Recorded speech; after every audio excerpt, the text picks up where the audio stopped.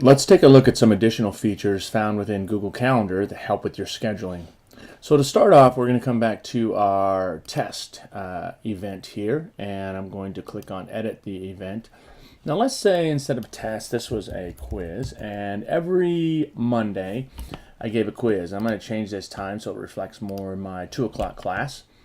And instead of making this an all-day event, what I'm going to do is I'm going to make this repeat. So if I click here on repeat, what it gives me the ability to do is repeat this weekly, repeat every 1 week, and I can repeat on Monday, and I can say when it ends. So for example, it can end on a certain time, so 4:13. School is out on June 5th, so I'm going to make it end June 5th. And when I click on done, what it's going to do is it's going to set up that weekly repeat until this day. Now I can repeat every daily, Wednesday, weekly, monthly, yearly, and so on. So I can set my repeats and have a little bit customization for that. Once I click on done, it's going to take, and I can click on save. And now what you're going to see in my calendar now is that for every Monday, I have a 2 p.m. quiz scheduled all the way through June, that first week, because I told it to stop on the 5th of June. So the repeat is a great feature for if you have events that are every so often. For example, a staff meeting. If a staff meets every Wednesday, your administrator could set that up so that they could have a repeating event every Wednesday for the school year.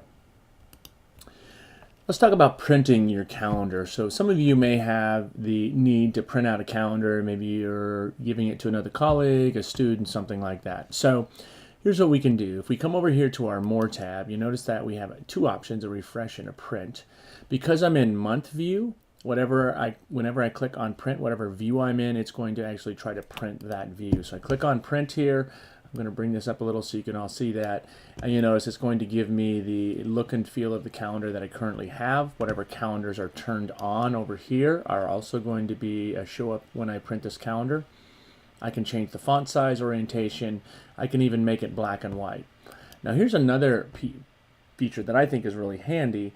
I can print out more than 1 month. And so, for example, I can select 3 months, 6 months, or I can just come in here and I can say print out until August 7th, and it's going to take and it's going to print that total pages of 6 over here. And I click on print, and that's going to print that out. So printing is pretty simple, pretty easy. Let me just show you a couple other pieces here. If I sit and select week, and I click on that, notice it's going to print my week view, and the same applies for the day and the agenda view.